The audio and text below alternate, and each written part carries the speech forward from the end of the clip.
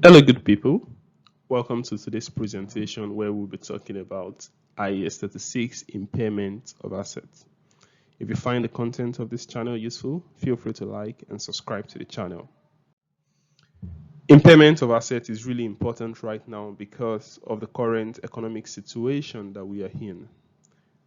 COVID has meant that the prices of assets have dropped, or in many cases, the production capacity of such assets have dropped. And as a result, we need to, according to objective of the standard, determine whether or not an asset is being carried above its recoverable amount. And based on what the standard says, this is a situation that should not be allowed to happen. That said, an asset is carried at more than its recoverable amount if the carrying amount exceeds the amount to be recovered either through the sale or use of such an asset. And so we have this little equation here where if the carried amount is greater than the recoverable amount, impairment is said to have occurred. The standard, of course, does not apply to all assets, but it applies to the majority of assets. And the assets that are not applicable, the standard does not apply to, are listed below. We have inventories, IFRS 15, contracts with customers, deferred assets, and a whole host of other standards. The standard goes ahead to define some of the concepts that are useful for this presentation. It defines the carrying amount, which is essentially the net book value of an asset, as the amount that is recognized in the statement of financial position after deducting any accumulated depreciation. It describes the value in use as the present value, which is important to note, of future cash flows expected to be derived from an asset or cash generating unit. And the fact that we say present value means that a discount factor is important here. So we need to determine what the discount rate is. Next, we can talk about the fair value less cost of disposal. And we know that the fair value is the price that will be paid to sell an asset or paid to transfer a liability in an orderly transaction among market participants. And then, of course, the cost of disposal then is the incremental cost attributable to the disposal of an asset.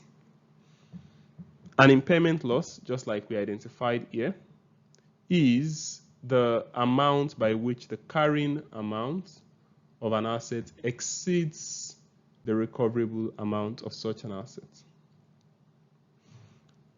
We've been mentioning cash generating units earlier, so it might interest you to know that the cash generating unit is the smallest identifiable group of assets that generates cash flows that are largely independent of the cash flows from other assets or group of assets. And then finally, the recoverable amount of an asset or a cash generating unit is the higher of its fair value less cost of disposal and the value in use. We'll come back to the concept of cash generating units a little later in this presentation to explain it better. So every year an entity is required to assess whether there are any indicators of impairment, and it must do this annually. But it is important to check also if these indicators of impairment are material, because the standard requires that they have to be material for you to check every year. And so when this happens, then you must estimate the recoverable amount, which will then lead to an impairment testing. However, in relation to a few assets, the standard requires that regardless of whether or not the impairment indicator is material, that an entity must test annually. And these assets are intangible assets in general and other intangible assets that are not yet available for use, possibly still in production. And of course, goodwill that is acquired in a business combination. The reason for this is because sometimes it can be highly subjective or highly uncertain to determine whether or not an intangible asset will generate future economic benefits. And so every year it is important that an organization carries out this test. Having said that, there are a few indicators externally, and one of it is that when you observe externally that an asset value has declined more than is expected as a result of passage of time, this can be an indicator that the asset is impaired. Next, the fact that the changes in the economic environment or the legal environment, if they are adverse, could also mean that an asset has been impaired.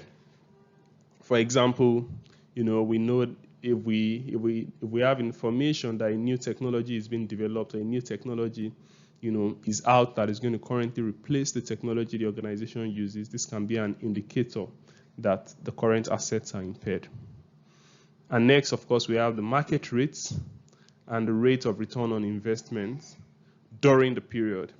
If this has increased significantly, then of course it can also mean that the asset is impaired, because just like we mentioned earlier, discount rates are used in calculating the value in use. And so if they've increased, it may impact the value of the value in use.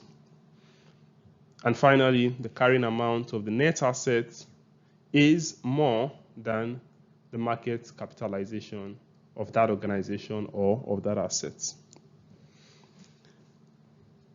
Internal indicators of impairment would include evidence of physical damage to an asset, all right, and then of course any significant change that has an adverse effect on an entity, whether it's current or in future. And finally, any internal evidence possibly available as a result of a management report that shows that the performance of certain assets will be worse than expected can also be an indicator of impairment. A typical example would be the geological reports of, say, an oil well that shows that the performance of a certain oil well will be lower than expected. And there are also other indicators that were identified by the standard in the case of an investment with a subsidiary, a joint venture, or an associate, where an entity recognizes dividend. If the carrying amount of the investment in the separate financial statement is greater than the carrying amount of the investee's net asset in the consolidated financial statement, that can also be an indicator of impairment. When you have calculated your impairment, it is important to understand how to recognize it on the face of the financial statement. And so, for this purpose, we divide assets into two types. So the assets that are carried at historical cost would typically mean that any impairment on them will just be written off to P&L immediately. In the case of assets that have been revalued, and you have your revaluation surplus sitting in other comprehensive income, any decrease or any impairment will be treated as a decrease in previously recognized revaluation gain in OCI. And any balance would then be expensed immediately as well. After recognition of impairment losses, the future depreciation charge of an asset will be computed using the revised carrying value over the remaining useful life of the asset. And any reversal of impairment would clearly also be treated in the format that we have just mentioned above, such that we say that if an asset was previously impaired, any gain would be recognized in profit or loss immediately, and any gain also will be taken back to OCI in the case of assets that are revalued. All right, for a cash generating unit, let's come back to this concept very quickly. We already established that a cash generating unit is the smallest identifiable group of assets. And we already said that these assets have to generate cash flows that are independent of other assets. The key word in identifying a cash generating unit is that the word smallest identifiable group is important. So the standard expects that this group of assets will be the smallest as possible that you can identify cash flows for, and expects that it should not be larger. The size of a CGU should not be larger than an operating segment. All right. Next, the concept of recoverable amount for a CGU is important because sometimes it is not possible to identify the recoverable amount of an individual asset. All right, because an individual asset may not generate cash flows that are independent from other assets, and so you have to lump up, or you have to identify a cash generating unit and allocate assets to the cash generating unit. And an example that was given in the standard relates to a mining entity that also owns a private railway to support its mining operation. The key word here is that this private railway just supports the mining operations, and as a result does not generate a separate cash flow that is distinct from other assets in the mine. This private railway can only be sold for scrap, and so it means it's not going to be possible to identify its value in use. In this case, the entity would allocate the private railway to a cash generating unit, which in this case might be possible to be the mine itself. And so once this is done, it should then be possible to calculate any impairment on the whole cash generating unit or the mine as a whole. Cash generating units, once they're identified, should be applied consistently unless a change is justified according to the standard. Now to the question of goodwill. Remember, goodwill must be tested for impairment annually. All right. So we already said that goodwill acquired in a business combination should be allocated to the acquirer's cash generating unit that is expected to benefit from the synergies of such combinations. So the steps are simple. You identify the CGUs, right, in the business, and then you allocate the goodwill to those CGUs in the format that you expect, or to the extent that you believe they will benefit from the business combinations.